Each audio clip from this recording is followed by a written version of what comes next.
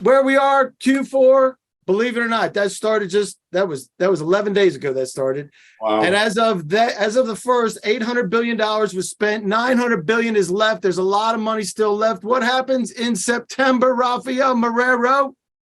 It's use it or lose it time. The fiscal federal year ends. You got that right. You got that right. Let me see if I can make this work. All right. So here's what we know. This is crazy of what's happening out in the marketplace. 75% of the market is only one response. We've never seen this before.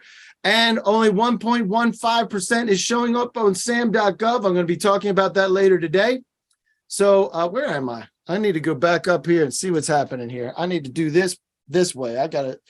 Here we go. Here we go. Sorry. 75%. I knew there was a 75% in there. So there you go. So what not everything hits there. Now my question to you is, did you know that only 2% hits and 98% does not hit SAM.gov? Did you know that? And maybe that is a yes, because you've been seeing some of our marketing from Sam Radar, right, Rob Lundholm? Oh yeah. Oh yeah. Or maybe you were missing something. Is anybody even here today? There we go. I know somebody's. Let's pass out the Cuban coffee, right? So, there you go. So there you go. So and you might not even believe it.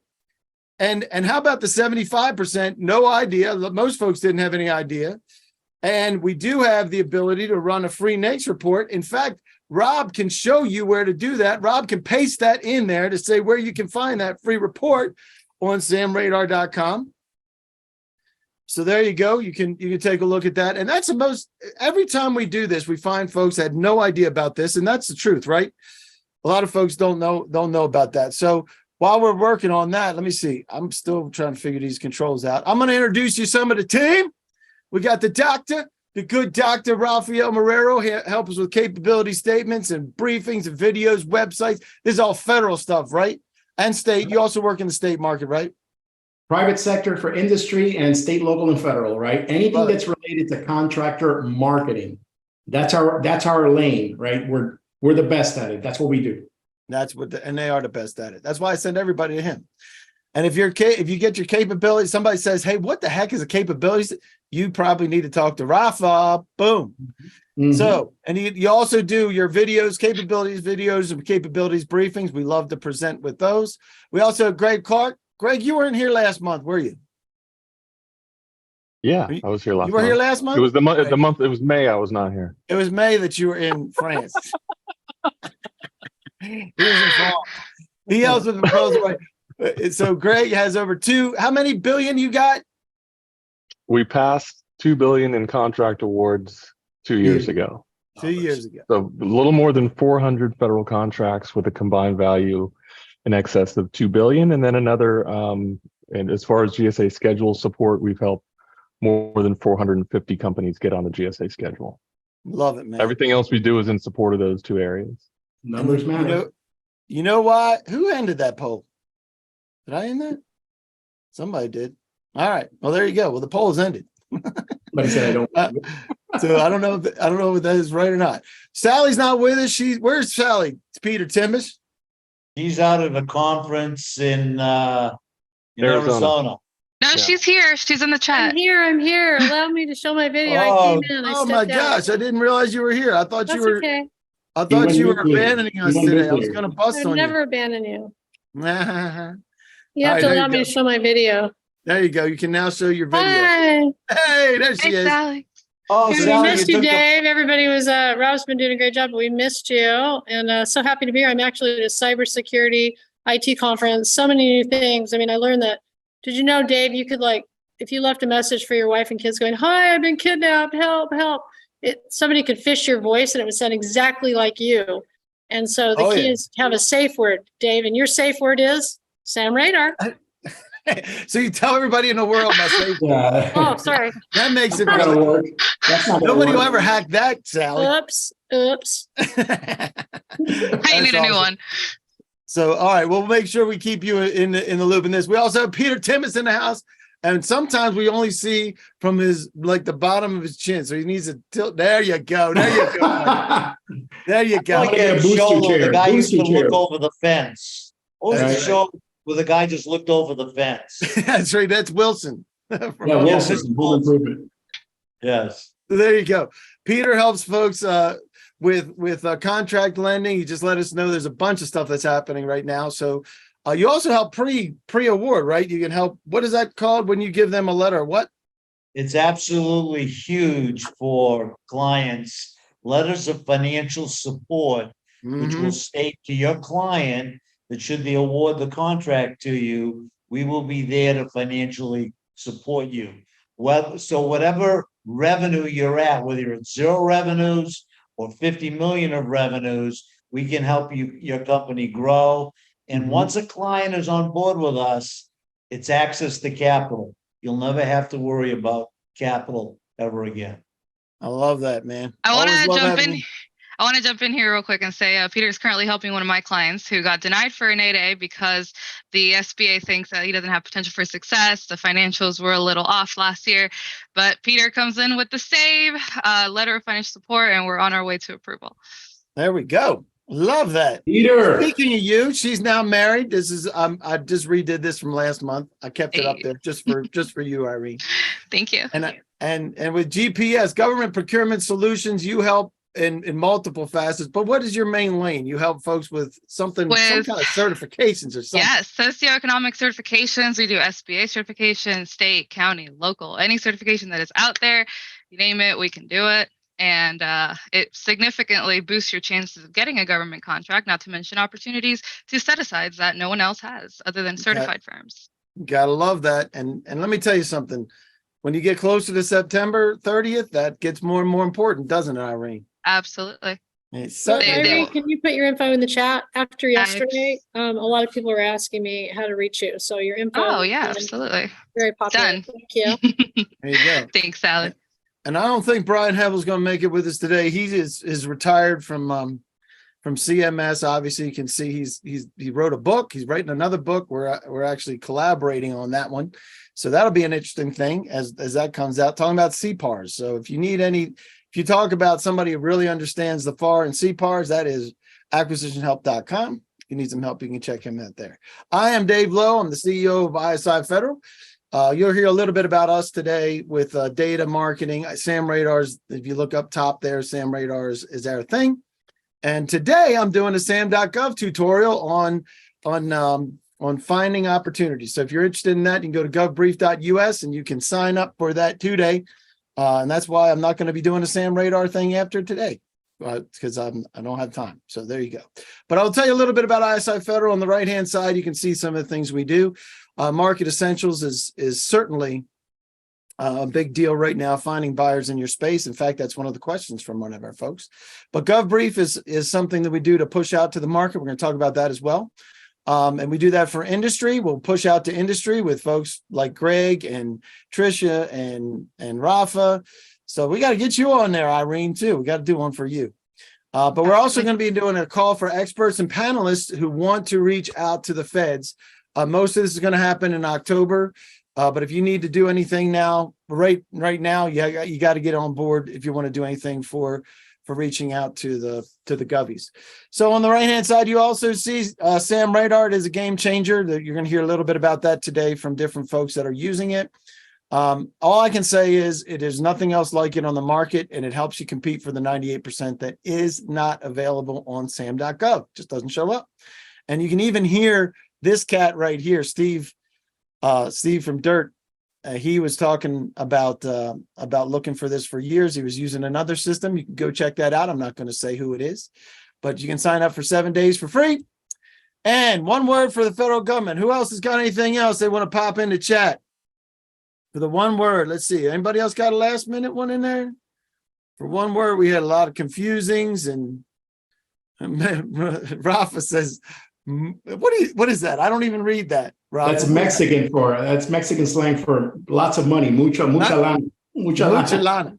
That shows you how much Spanish I know there, buddy. I know not any Spanish. Anybody else got anything they want to pop in for their one word for doing business with the federal government, because we could, there's a lot that are happening there. And if you want to participate, we love participation. We will share links and dots. Tamara says hard. You're right. If it was easy, everybody would be able to do it, right, Tamara? And most people can. If you have questions, you can raise your hand. We love the engagement. If you'd like to engage, you can pop something in the Q&A. And a quick disclaimer for the industry folks, it's not affiliated or endorsed by any agency. It's for informational purposes only, and it doesn't guarantee an award. How about that? And for Govies, if you're in the government, we'd love to have you here, and you can participate with us as well. And it's not an endorsement to purchase from anybody that is here. Jeff says, confusing as hell. Love that. I love it. So we're going to connect you with experts. We'll be discussing what works and highlighting sponsors and partners like the folks like SAMradar.com, because we can't do this alone. I can't do this without Rafa or Irene or Greg. You know why? Because I hate paperwork. And that's why I love these folks. And we can't do it alone. So let's talk about why you guys are here today. Let me find this one. I'm here because you're new to federal contracting. You have federal contracts as a sub. Were you one of the 116,501 primes that won last year? Or some nut sent you an email? Somebody's got to be. You can choose as many as you want, but somebody's going to be a Weisenheim or Sally White and choose that last one. I'm certain of it. So we will have session handouts. They're going to come later because I don't have them right now, but it'll give you the stuff that we're going to be talking about today. Rob, if you can go grab those from Mariah for me and make sure we get in there. So the one word, we have a lot of those that we already talked about. So a lot of folks said this will be the best webinar ever. If you and your team can provide a way forward to win a federal contract. We have all been involved in those. From Deborah from Green Rush, funding opportunities discussed. We can discuss that anytime with Peter Timbus because he's the funding opportunity specialist. And John from Net, get shortlisted for 2023. We actually have that as one of the questions today from somebody. And let's see. Deepwater Point. I learned something new after 40 years in the business. Mark, how to speak with buyers. Love that. And Stu from Prior Solutions. If the presenter presents a platform with proven results, there it is right there. SAMradar. That's why we're here. You can schedule your demo with Rob Lundholm. He is here as well. And now let's see we're going to find out who they want to reach. But first, we're in this poll. Let's see where we are, ladies and gentlemen. 63% are new. Love that. 8% have a federal contract as a sub, and they want a prime. And we have 17% that were primes, and a lot of people think I'm a nut. Imagine that. We have a bunch of folks that are new as well. 75% are new. Fantastic. Appreciate that, guys. So the next poll I have is who do you want to reach? Because this is important as we start our conversation today. And we're going to get to the hot seat questions in just a minute, I promise. And that is going to be who you want to reach. The contracting officers, program managers, or if you don't have any idea what we're talking about, stick around and we'll show you what we're talking about. Let me see if I can make this work. So here are the hot seat questions. One comes from Maria, who's your HR? Are there requirements for registry with the federal government that will support a short list? Woo! Great question. Corolla, I think that's how you say it. From Direct Mail Solutions, how can I find buyers in my market? Roger from Axiom says, speak about the fiscal year-end opportunities in marketing. We will do exactly that. So hot seat question number one is from Maria, from Who's Your HR? Are there requirements for registry with the federal government that will support a short list? Greg Clark, let's talk about a short list that you help people get on. What's one of the short lists that you can be on? If you have a certain type of contract. The GSA schedule would be a short list. That would be a short list. If you consider 18,000 short. Yeah. Hey, that's better than nobody, right? Yeah, absolutely. So tell us, it's a mechanism. Go ahead. So one of the unique things about a GSA schedule, though, is that a contracting officer can choose just a few GSA schedule holders because all the pricing is already pre-approved, right? Isn't that how that works? Yeah, the point of the GSA schedule isn't for us to make a lot of money. That's not why it was developed. It was so that the federal government can purchase the products and services they need quicker and less expensively from pre-vetted contractors and pre-negotiating. So if an agent is to buy from you, that's a is he breaking up on everybody else? Is it Yeah. just me? Yeah, he's breaking up a bit. So you're breaking up, Greg. I'm in Yellowstone and I got better coverage than you here, buddy. Is this better? Yeah, go ahead. Try it. Okay. So if an agency knows something they need to buy, they can choose to go to the GSA schedule and find these pre-vetted companies, and they can choose to put out a solicitation to everybody on that category that sells that, or they can choose to send it just to the 10 in their state, or the 3 in their town, or just the one company that's a known entity with them that does a really good job of providing those services. You're right. So the short list, and that's one of the questions Mike Corbian said, what is the short list? Pre-qualified suppliers? In one instance, if it's a GSA contract, that's exactly what it is. Pre-qualified, right? You're pre-qualified to be able to sell at this price. Yeah, Now, I think that probably the best short list to be on is the list of contractors that the buyer knows. Bingo. And that's at each individual buyer level. There isn't a master short list unless you get a blanket purchase agreement or an IDIQ, right? That's another way to have a shortlisted group of suppliers. But the real way that we all want, and what we've used forever, is you want to be in front of those people. Because like you said, Greg, there's 18,000 GSA schedules, right? Something like that. Something like that. And if you're in IT, there's at least 4,000 IT that cover ITs, right? So here in this instance, I love that. So when you were a buyer, Raphael, you just love to go out to everybody every time, right? You would never go to anybody that you knew. No, as a matter of fact, I wouldn't. I would only resort to those that had already been properly vetted by my supply chain organization, right? That have been vetted in terms of their financial health, financial stress index, past performance, what their white space is. Can they cover certain spaces? Can they deliver on time, on budget? Do they have a good PMO? Do they have policies and procedures? All of these things that are present in a capabilities maturity model, right? Those are the people that were on my short list and the people that I would call to rely on them to deliver products and services needed by my internal clients in the Fortune 500 and also in government contracting. But once you found them, yes, you would use them over and over and over again. Absolutely, because they're true, tried and tested, right? People do business with everyone they know, like, and trust. We have a fear of the unknown, and the government is very, very risk averse, right? Yep. Well, certifications are another great way to get vetted because the SBA, the federal government, will also do their due diligence. I mean, it's a very rigorous process to get certified, and they're going to take a look at all your business financials and make sure that you're solid and that you can do the job as a government contractor. So you get their seal of approval, like, yes, this person can do the job, and that will significantly increase your chances because now you're trusted. And also, they can choose 2 woman-owned or 2 hub zone. Choice of 2 has been out there. You can also sole source to them now. Don't happen a lot, right, Irene? Absolutely. Yeah. When you can get contracts that are set asides and that are specifically for these people, and those are technically short lists. For example, hub zone is a really hard one to get because most people are not in a hub zone. So that's a very short list, and that'll significantly improve. And they're also, there isn't an agency out there that I know of that meets their obligations for hub zone either. So that's a great place as well. So that's awesome. And so I just with what I've done in the past, it's always been about getting on the buyer short list. Each individual buyer short list, that is no easy task.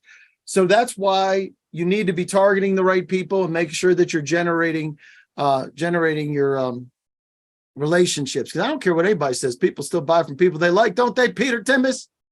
Absolutely, 100% of the time. 100% of the time. So the question that I have now is, do you get paid for researching buyers?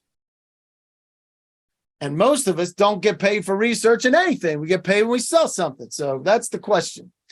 And if you need some help on that, I'm telling you what, if you make more than $22 an hour or want to make more than $22 an hour, then you definitely want to check out what is the software package we are talking about, Sally White? Is she paying attention to me? I'm paying attention. We're talking about SAM Radar. We're talking about LinkedIn. We're talking about ways to reach out and understand who is in your buyer persona, your contract managers or program managers, et cetera. That's right. So Market if you don't- essentials. if you want to make more than $22 an hour, sign up for SAM Radar, and you will absolutely be making more than that, just like that. A super quick story. So Peter Timbus basically discovered someone from that. He's been on this meeting for quite some time. He discovered someone after doing some digital marketing. Someone came into his pack that is a $2 billion opportunity just 2 weeks ago. And so there's a whole sequence. You have to know who you're connecting with. And that's where Dave and the team at SAM Radar help. Then once you know who you're connecting with, you can make sure your website is branded. That's where Dr. Moraro and his team helps. Then you can reach out on LinkedIn and other platforms, which often are free. So you're out there connecting with executives. And then you can do a digital marketing campaigns where you're reaching people. And so, I mean, a $2 billion opportunity, it just blew me away. But it starts with knowing who you're talking to, which is here. And that's a fact. Because guess what? Just about everything is shortlisted. Just letting everybody know. 85% have 5 or fewer respondents. And that's when I learned that back in 2009, it changed everything that I did.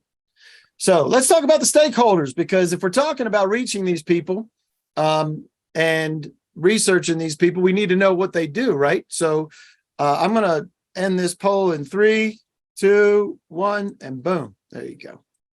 All right. So with this, there's actually 5. There, you also have end users, right? But your contracting officers and specialists, they handle the money side. Program people are getting the work done. You have contracting officer representatives. We'll talk a little bit about that. And then senior management. So let's talk about how this happens, right? You have your political appointees and then your senior executive service. And underneath of them is where everything breaks out into like a separation of church and state here. These people care about getting the job done.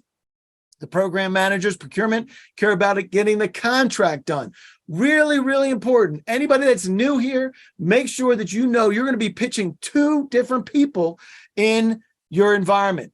These guys on the program side have a need and they throw it over the fence to procurement. Because why? Because procurement can't spend the money, can they, Rafael Marrero? But program people can't spend the money, right? No, they can't. They can only make recommendations in terms of a vendor that's doing a good job. But they cannot award business. That's a conflict of interest, right? They are the doers, the users, the end users, right? The clients. That's correct. Of the procurement function in government. That's exactly right. And that's why you have vehicles, right? The procurement people have vehicles like a GSA contract, right? Greg Clark? That's exactly what it is. And they care about socioeconomic set-asides and certifications, right, Irene? Absolutely. Absolutely. Those are the people that care about that. This is why we built the winnable opportunity matrix, and that's going to get popped in there at some point, I promise. But this is the program people. Program people throw it over the fence to the contracting officer, and the contracting officer, from there, you have a legitimate opportunity. It has to be funded. If it ain't funded, it ain't real. It can be on a forecast and not funded. But once they're engaged in this process, you have an opportunity that you can bid on, or even just have a direct award on, which is what we want as much as we can get, right? So all this results in an award, which is exactly why we built SAM Radar. Because if you look at this is actually an award that was awarded. And guess what happens? The amount is listed here. It's done by NAICS codes, by PSCs, by keywords. And here, look at this. The number of offers received is what? 1 for how much? $2.2 million. We see this every day. This is one of the 98% that doesn't hit the street. And exactly what we're talking about here, where 75% doesn't have any competition at all. And that's why you've got to be looking at the market differently if you want to play it. All right. So hot seat question number 2 comes from Corolla from Direct Mail Solutions. How can I find buyers in my market? Who wants to take a stab at that? I will. All right, Sally White, go ahead. So basically, the first thing you have to understand is your target market. So what is the target market that has the highest likely of purchasing your superpowers, your products or services? Again, SAM radar, that's one of the ways you find out because you can tell who's buying and what the amounts are. The second thing is your buyer personas. Who in that target market are responsible for influencing, purchasing, making decisions. And once you discover those, you can then go out and do some different campaigns through LinkedIn, conferences where I am, to meet the right individuals, to create those relationships with those people so that you can then share your information and share what you have to offer and how you add value in a well-articulated CAPE statement. Dr. Raphael Marrero will help you with that, et cetera. Yeah. So let's talk. I'm going to talk about this a little bit because this is where I live. Right, Greg Clark? Everybody keeps saying, make sure you're telling people what you do. Greg's always on me. And I still owe you that freaking article. I know it. It's three bullets, not an article. Oh, three. That's all I need is 3 bullets. All I need. I can break it down for you. Greg, I can break it down for you. There you go. Get it from Rafa. So this is exactly the reason that I got into this back in 2009. Somebody introduced me to fpds.gov. And that's where I saw the separation between buyers on SAM.gov, which was used to be FBO, right? Fed Biz Ops, and what happens on FPDS. And the data just got me to a place to say, all right, show me who is really, really playing in our space. You mentioned it, Sally. Who is actually buying in our space? And we can do that with NAICS codes, with PSCs, keywords. My favorite is actually my competition. If my competition is playing in the space, then I know for a fact that that buyer could be buying from me. And that's the difference in the philosophy and what you want to be doing in this marketplace is you want to be finding those buyers. And exactly that. You can find them on SAM.gov. Sometimes you can find them at PDS. Obviously, you can find them in places like SAM Radar, which is where we live. And I'll show you a little bit of that maybe again. Is that right there? Yeah. So you can do this by NAICS and keywords. Same thing I showed you just a minute ago, right? With the award. But right here, you have the buyer contact information right here. And you know that, what is it? How does that? Kamisha? Is that how you, is that? I can't see it because it's so small on mine. Kamisha. Yeah, I think it's Kamisha. Kamisha. And this is legit. This is with NIH, right? And she's operating in the NAICS code for administrative management and general management consulting services. That's legit. And then what we want to do is we just want to engage Kamisha. If we're not engaging Kamisha, we can't be on her short list because she doesn't know who we are. And that's exactly what that's about once more. So Peter, how do you help people with the short list piece? Because a lot of times you're doing business with a segment of socioeconomic set-asides that they can be awarded a sole source contract, right? You do a lot of work with 8As, don't you? Yeah, absolutely. We come in with our financial letter of support. I'll give you a specific example that I'm working on this week. Is I have a company that's got $1 million, did $1 million in revenue last year, and they have an opportunity with Capital One Bank for 30 million. There's Wow. 3 people, there are 3 companies that are going to be bidding on this. He happens to be a service disabled veteran-owned company. So he's got a leg up in the process. Well, typically, if he's got $1 million company, he can't go to traditional financing and get the type of line of credit that he's going to need. So we're in the process of issuing him a financial support letter that's going to go into his package this Friday, 14th. Without us, he would have no opportunity to win that award. So when I talk about lending to the opportunity, this is a precise example of how we can take your company, whether you've got 500,000 of revenue, 1 million, 50 million, but we're going to lend to that opportunity where the traditional banking community will not. The whole And that key, helps. Doesn't that help with engaging the buyers too? absolutely, absolutely. So it changes the whole ball game for companies with us. I say to anybody, hey, when you're with us, your problems about access to capital are over. Whether you're in the government contracting space, commercial space, or any other space, you need access to capital to drive your business. And we provide it. Couldn't agree more. Hey, Stephanie Huber has some. Stephanie, you there? You have your hand raised? And I also want to get Stan up. So Stephanie, you there? Can you unmute your mic? Stephanie Huber? Hang on a second, Stan. I'm going to find you because I think you have a great question too. Because you found one as well. Stan, you there? Can you unmute? Stan Sansone? Stan, you there? Not sure if Stan, but he has a question. Is an OTA a procurement contract? What is an OTA? It's an other transaction agreement. And other transaction agreement? Authority, yes. Authority, right? Authority. And I've heard both. So the answer is it can be used as a mechanism to purchase. That's exactly right, Stan. I just answered it in the Q&A. Oh, there you go. That's why it disappeared. Fantastic. All right. So, Stan, do you have one of those that somebody's asking you to do? He says he doesn't have a microphone. Oh, he doesn't have a microphone. Okay. Or he wrote he doesn't have a microphone. Thank you, Dan. Thank you.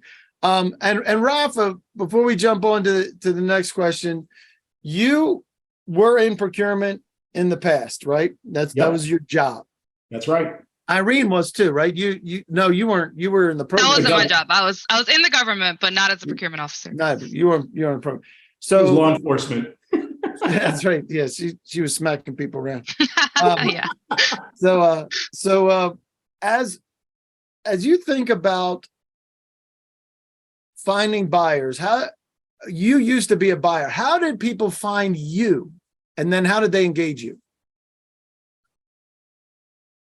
Are you asking me or Yeah, I'm Irene? asking you. Okay, sorry. Doctor. It's the Sorry. doctor. It's the doctor who's also a colonel. Well, that's right. I don't know if I have it here. I don't have it. He's a Kentucky Fried Colonel, only because Cuban. He's a Kentucky Fried Cuban because why is that, Rafa? Well, I was commissioned by the governor of the Commonwealth of Kentucky as a Kentucky colonel and an honorary aide de camp for my involvement in Made in USA and supporting small businesses during the pandemic. So while you're talking, I'll go ahead and make this Right. work for us. And he loves to call me a Kentucky Fried Cuban. Right. There you go. You're forgetting the little tie, right? I'm going to wear the tie to the next webinar. I'm wearing the tie, right? There you go. Yeah. All right. So when people would engage you, could you tell right away whether they belonged? Yes, I could tell within the first minute of our conversation whether or not my supply chain organization had any business dealing with this person. And a lot of good intent, well-intentioned, nice people came in through the door, right? And they were certified and they were selling me on their look. The first thing they would do is, I'm certified. So in other words, I deserve a spot at the table. And I would say to them, thank you for your service. In the case of the military, that's the first thing, right? Or I appreciate where you're coming from. And I know how hard it is to run a small business, but this is the big leagues here, right? We need to know if you can deliver on time, on budget, if you have a sustainable supply chain in place, if you have a good team. I could tell right away if the person had any business doing business with us. That was number one, right? I would look at their capability statement, right? I would ask them, right? Because I would never take a meeting with anyone that did not have a capability statement. Right? You wouldn't take a meeting without a capability. Nope. That was like a non-starter to me because it would tell me that the level of maturity and attention to detail that I need in a vendor is not there.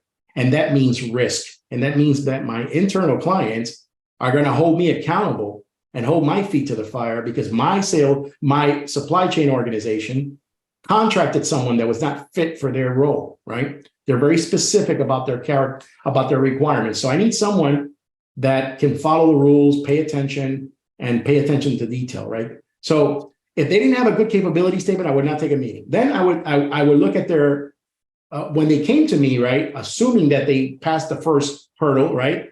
and they got the meeting, the face-to-face, then they would do what's known as a capabilities briefing, right? Meeting. And typically these last no more than 15, 20 minutes, right?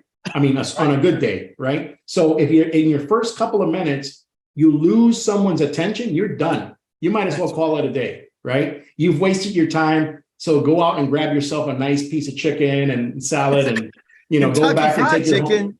That's it. Some fried chicken. Right. Right. You're not going to get anywhere. So that first meeting is everything. You need to communicate. You need to use the right terms. You need to tell them in a certain number of slides. And before even getting to the meeting, Dave, one of the things that I used to always request is talk to your sponsor, right? Your vendor manager, your OSDBU, which is a small business liaison, right? Or Office of Small Disadvantaged Business Utilization. The small business person, right? The program person, send them a copy of your briefing to make sure that our key points are covered, right? I wouldn't meet with them if they were not, and give that person ownership, right? Seek their input to make sure that you're hitting on all the key points, right? There's a lot and there. Address something that's relevant to them, Dave, because I mean, you're not going to talk about world peace or geophysics when you're selling nuts and bolts, right? You need to keep it simple. You need to stay on point. You need to stay on brand, and you need to rehearse your presentation. So I would look at statements. I would look at briefings. I would always take a look at their website before meeting. And you know what? If they didn't have a website, they weren't going to get a meeting either, right? And it's interesting you mentioned website. And I know we're a little off topic with finding the buyers, but you mentioned the websites. It's really important to have a federal landing page, isn't it? Absolutely. You need to have a tab in your website that says government or that has your capabilities and speaks to your delivery of goods and services to the government. Now, how do you find your buyers? Well, they need to align. How do they find me? They need to align with the industries where their products or services are needed, right? You need to find a need, right? And fill it, right? Fill it with this product. That's it, right? And there's a lot right there. So your buyers need to be, number one, buyers are buying everything, right? Mm-hmm. They're buying pencils and pens, computers and planes. So they're not just buying what you sell, but you do want to find the ones that are operating in your market. And there's NAICS codes, right? That's one of the things that's important in your capabilities, NAICS and PSCs. Right. Tell people what a PSC is, product service code. Tell them what that is. Supply code. So if NAICS codes are everything, right? On the first page, upper left-hand quadrant of your tax return, there's a 6-digit number that your accountant assigns, sometimes the wrong code, but they assign to your economic Most of the time. Most of the time. Yeah. Be careful with that too, because that can affect your small business status, right? That's right. Absolutely. That's right. And it will affect your certification. A lot of times we have to get them to provide a letter from the CPA stating that, hey, we messed up and this isn't the wrong code. You'll be surprised. Like, it's way left field. Like, some codes have nothing to do with the company. So always make sure. Your CPA is not an expert in this. Nope. Make sure that your code is correct on your taxes.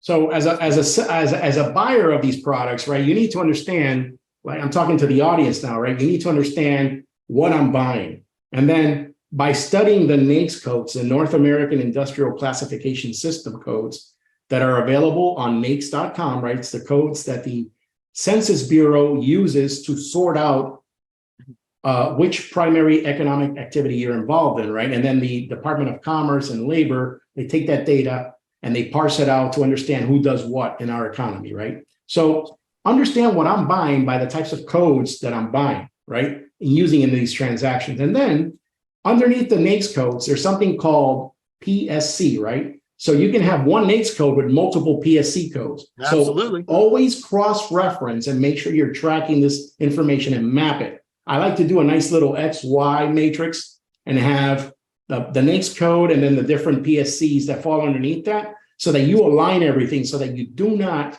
irritate nor confuse your buyer, right? Because if you're selling something that they don't buy and you're wasting their time, right? And that's something they don't appreciate. I didn't appreciate. And I want to piggyback on that real quick, Rafa, because if you take a look at what your competitors are doing, you can find that information on SAM.gov, right, Irene? Absolutely. Right there. So you can see it right on SAM.gov. You can see the NAICS codes and the PSCs they're using. Then on FPDS, you can watch what they're doing and gather the information and do the research to be able to say, these are the buyers that are buying from my competition. Here's the NAICS, here's the PSCs that they're using. It doesn't cost anything to add those to your SAM registration, right? Rafa, you can add as many as you want. I don't recommend adding a laundry list. I recommend having the ones that are pertinent to your world, right? And Dave, USAspending.gov actually will even have some more like detailed, it'll have the NAICS code, but then right next to it, it'll even have like the more detailed product that they actually purchased. So you can look at it that way as well. Exactly. So I appreciate that very much. We have a question here from Tanya. It was a while ago. Sorry, Tanya, just saw it. Very new to GSA world. Who would be the best to reach out to for emergency services that are not generally big? That is a great question, Tanya. That's mostly controlled by FEMA, but you also have Army Corps of Engineers. Mhm. Look at how FEMA's done. We actually do briefings on FEMA, so you may want to reach out, Tanya. We'll make sure we get some information to you about FEMA, as well as depending on what you're doing for emergency services, depends on where that lands. But yeah, FEMA would be the one that's there. Anybody else want to throw in on that one? So I'd probably schedule a call with Rob, with Dave's organization, and have him look up some opportunities in SAM Radar, and he could show you some of those opportunities real time in a Zoom to help you determine some of those things. And then, of course, if you think it's a value, obviously sign up. Correcto. All right. So hot seat question number 3, Roger from Axiom. Speak about end of fiscal year opportunities in marketing. Boy, oh boy, is there a big deal coming down the pipe? Why is that? Rafael Marrero? What They're going to happens in spend the fiscal year? and $800 billion by September 30th. And it's use it or lose it time, right? We're in the throes of the harvest season right now. So you got to get busy. They will buy some very random things just to meet that budget. That is so true. And Greg Clark, this is from your last, sorry, man, you're still in France. You do a lot of work. From here on out through the end of September, you do a lot of work. Because when Raphael says you got to get busy, what does that mean? Well, it means if you have or have had government contract, you're going to sort those contracting people or program people by who your best relationship is down and start talking to all of them. And when you talk to them, you're like, we're in the final quarter. Are there any areas that I can help with to get some contracts awarded? Because that's what they need to do. Talk to them about how you can help them. What can you do to help them? Don't talk about, can I have a contract? What can I do to help? Do you have any of these areas that you're looking to fulfill? And just go through that list. And as soon as you get to the bottom of the list, go back to the top and start all over again. Every week until the end of the year's up. I couldn't agree more. So reaching out to people you've already done business with, or at least talk to about doing business with, right? Or you talk to, yeah. And I'll tell you one thing, one of the things that we do is we point people to GovBrief you can actually pitch the government, and then you have a captive audience. We're doing one tomorrow on lubricants, green lubricants, right? For replacing the toxic. Did you know that WD-40 is actually toxic? Just saying. I didn't know that till we did the briefing. But yeah, if you have something that you want people to know about, we do this on a regular basis. It's running out of time. You're running out of people because at 8:17, the last one, because they're not going to show up because they're going crazy at the end of fiscal year with RFPs, which is what you do, Greg, is you help respond to RFPs. And there's going to be thousands and thousands of them almost in everybody's market between now and September 30th. The turnaround times are going to get shorter and shorter. I keep talking about the one from 2 years ago that was issued Saturday morning and due Monday morning, or issued Saturday night and due Monday morning. We had one that was issued on Sunday morning that was due on Monday morning. 24-hour turnaround. It's crazy. It's crazy. And that's what's going to happen. And so in getting out, I do want to talk about the ability to market capability statements. Your capability statements is your business resume, right? And pushing that out an addition with your socioeconomic status, right? So you push it out. And what do, Ralph? You send them an email that's 18 pages long and has 15 attachments on it so that they review everything, because you want to show them everything that you do all in one email, right, Rafa? This is me deleting that file. Boom. Right?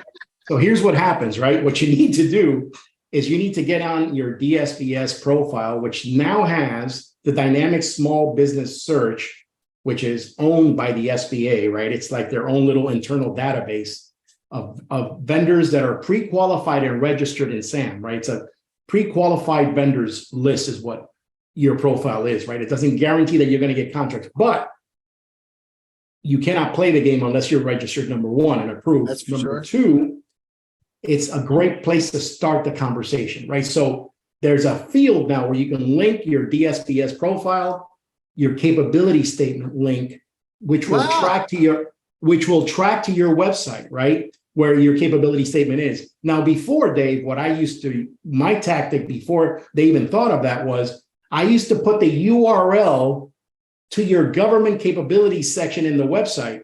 This is what I've been doing for years. So I wouldn't have their website per se, but where they needed to land on the contractor's website, right? To look at their government stuff where it was all served, right? It was all right there. Make it easy for your client to do business with you, right? That's the notion behind it. So right now, you should be looking at how do I optimize my SAM and DSPS? That's Irene. And number two, how do I get a very powerful, effective, professional, high impact, custom design, custom written capability statement, right? That hits that fires on all 12 cylinders, right? To get the best impression.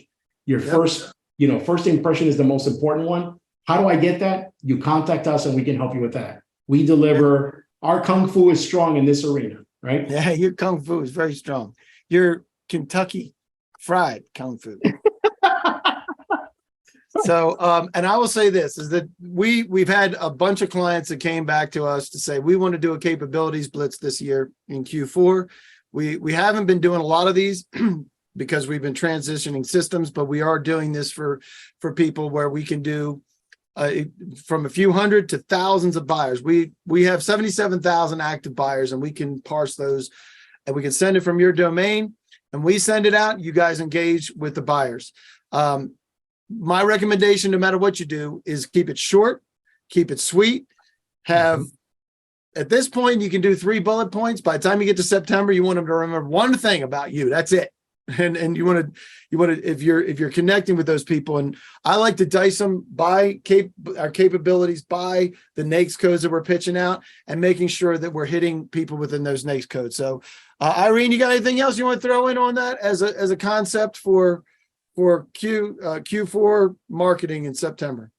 Yeah, I just want to say, reach out to them. However, as the closer that we get to the end, the less attention they're going to be paying, because they're going to be, exactly right. It's go time. It's go time. So if you do miss Q4, the next best time to contact them would be around mid-November. Forget about December because they're on vacation mode. And then we've got mid-January and so on and so forth. So those would be the best times, because the rest of the time they're checked out. But you do want to get in there before then, because the last 2 weeks, for example, like I said before, the Bureau of Prisons, the week before the end of the quarter, they bought 500 typewriters, and they're sitting in a storage room just because they wanted to meet the budget. 500 typewriters. So at the end is when they're going to be looking at all those proposals that you've sent, at anybody that they can contact, say, okay, we need to buy this. Here's this person. And that's where the GSA schedule comes in. And I always say to folks too, is that, hey, never wait to market. I think, Greg, you had one of the best quotes. I've used your quote multiple times. When's the best time to plant a tree? 20 years ago. 20 years ago. And the second best day is today.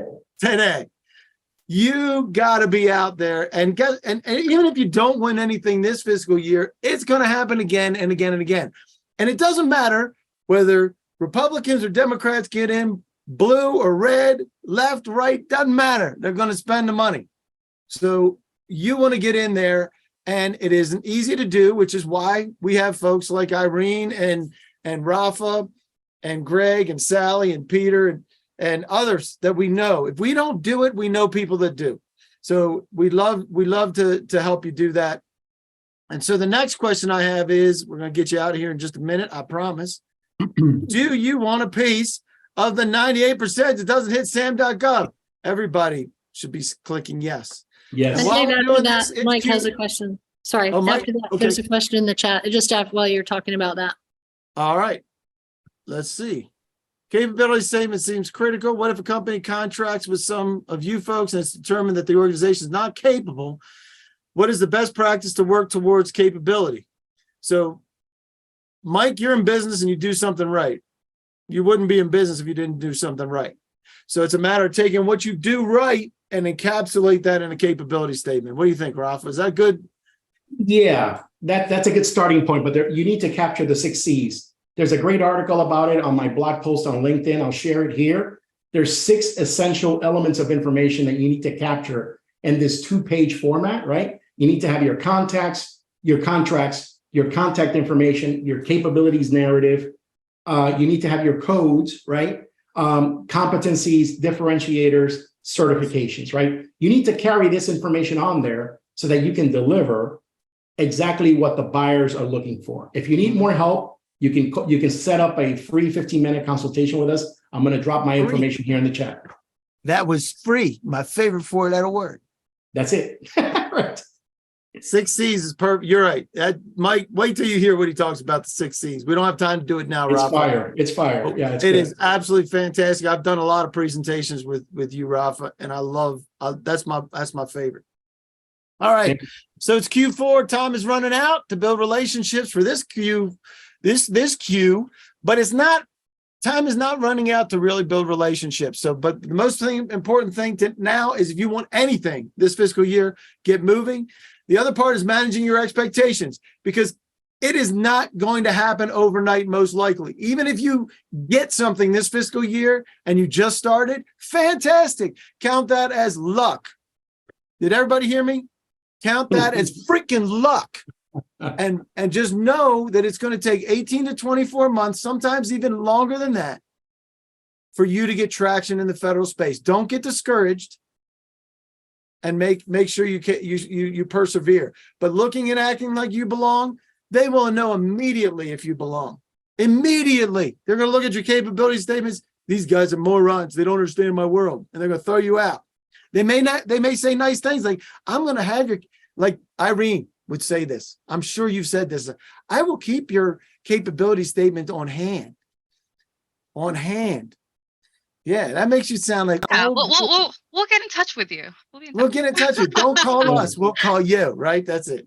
Unless you're if the selling phone- typewriters, then I'll call you, apparently. If the That's, yeah. If the If you're phone, selling if your typewriters, phone keep doesn't, going. if your phone doesn't ring, you know it's us. That's funny, Sally. Thank That you. was good. That was good. All right. So, but definitely you got to be persistent and you got to persevere. It's not going to happen overnight. All right. So upcoming, we do have unsolicited, that we just did that one. We're going to have some more. We got SAM.gov tutorial today. We have PDS, I think, next week. Sole source, simplified acquisition, a whole bunch of other things. You can find that on govbrief.us. And I'm not even going to put the rest of that out. I'm just going to say, see you guys next month, because I'm getting us out of here on time, number one. And number two, if you want to join me for today on for the SAM.gov tutorial. Any last comments for folks for the end of fiscal year? By the time we get this next time, we'll be down to the less than 60 days. Sam Radar it. Sam Radar Sam it. radar, baby. Hit. Sam, like, just do it. Sam Radar it. Just do it. Speaking of that, did you guys see the movie Air? Did you guys watch It it? was fabulous. It was incredible. Freaking awesome. The best. Yeah. So there you go. So everybody have a great month. We'll, if you need anything from anybody, you can reach out to me or any of the folks that you saw, and we'll make sure we get the handouts to everybody, because I didn't get those for everybody. So Sam Radar it from Rob Lundholm. Appreciate that. All right, guys. Have a great week. Thank you, Sally. Thank you. Thank you. Have a good Peter. one. Great job. Thank you, Thank Greg. you. Thank you, Dr. Rafa. Take care. Thank you. All right. See you guys.